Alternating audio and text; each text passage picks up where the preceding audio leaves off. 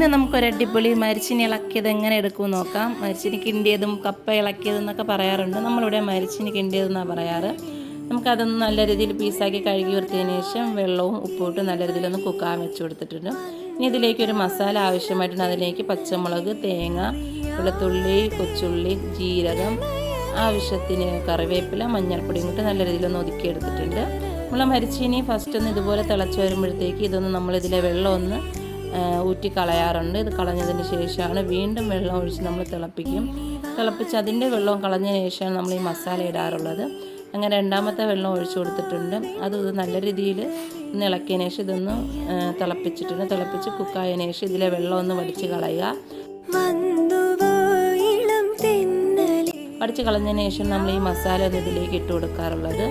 ഇട്ട് കൊടുത്തതിന് ശേഷം ആവശ്യത്തിന് ഉപ്പും കൂടെ ഇട്ട് നല്ല രീതിയിലൊന്ന് മിക്സാക്കി എടുക്കാം.